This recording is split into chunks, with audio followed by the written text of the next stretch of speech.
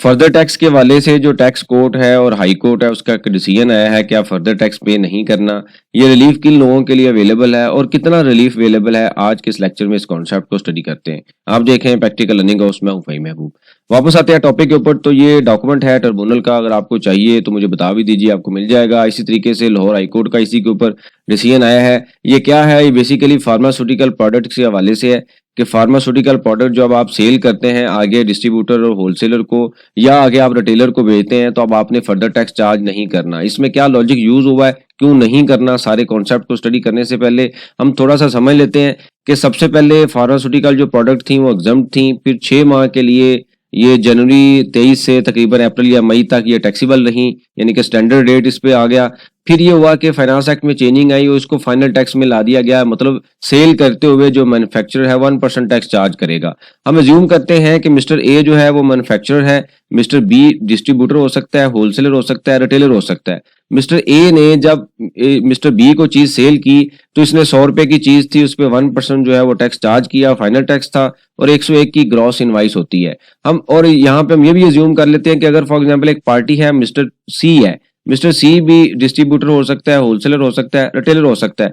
अगर ये mister A mister सी को बेचेगा तो इसने 100 रुपए की इनवाइस है, 1% जो टैक्स है सेल टैक्स वो तो चार्ज करना ही है, फर्दर टैक्स जो 4% है वो भी चार्ज किया जाएगा, तो टोटल इनवाइस हो जाएगी 105 रुपए की। अब ये तो होगी पहली पार्टी, मतलब पहली स्टेज पे इनवाइस हुई।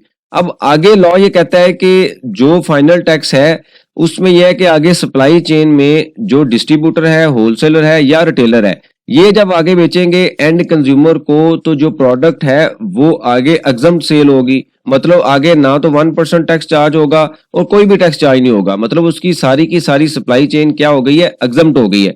अब हो क्या रहा था कि एक कंपनी को नोटिस आता है कि जब आप डिस्ट्रीब्यूटर आगे सेल करता है होलसेलर को या रिटेलर को, तो वो लॉ जो एफबीआर की तरफ से डिमांड की गई है कि भाई आपने अगर वो बंदा यानी कि ये बंदा डिस्ट्रीब्यूटर आगे जब सेल कर रहा है होलसेलर रिटेलर को, अगर वो रजिस्टर्ड नहीं है तो आपने 4% फर्दर टैक्स चार्ज नहीं किया।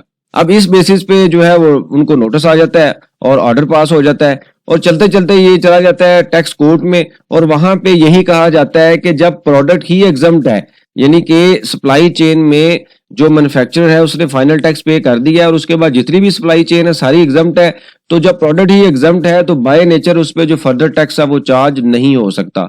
इसी वजह से तकरीबन 6.8 मिलियन की पेनल्टी थी, 68 लाख की जो पेनल्टी थी उसको रिवर्स कर दिया गया। और सेम ये है, ये जो ट्रिब्यूनल में टैक्स कोर्ट ने जो ऑर्डर दिया है, यही ऑर्डर जो है हाई कोर्ट ने भी आगे उन्हीं के फेवर में, टैक्स पेयर के फेवर में किया, और ये अल्टीमेट जो है डिपार्टमेंट को विड्रा करवाना पड़ा और टैक्स पेयर के फेवर में ये डिसीजन आता है। मतलब ये है कि अगर आप मैन्युफैक्चर फार्मास्यूटिकल किसी इंडस्ट्री में है और आगे आप डिस्ट्रीब्यूटर हैं और आगे आप कोई चीज अगर बेच रहे हैं और आपका कस्टमर रजिस्टर्ड नहीं भी है, तो आपने जो फर्दर टैक्स है वो चार्ज नहीं करना। ये डॉक्यूमेंट आप अपने पास रख लें और इस डॉक्यूमेंट की बेस पे फर्दर टैक्स चार्ज नहीं होगा। तो ये काफी लंबा लॉन्ग आउटस्टैंडिंग इशू था जिसको रिजॉल्व कर दिया गया है। इससे रेलिवेंट कोई भी आपके पास सजेशन हो, क्वेश्चन हो, मेंशन कीजिए, इसके ऊपर हम डिस्कशन करेंगे ताकि जो लर्निंग का प्रोसेस है कंटिन्यू रहे। बहुत शुक्रिया, जज़ाकल्लाह।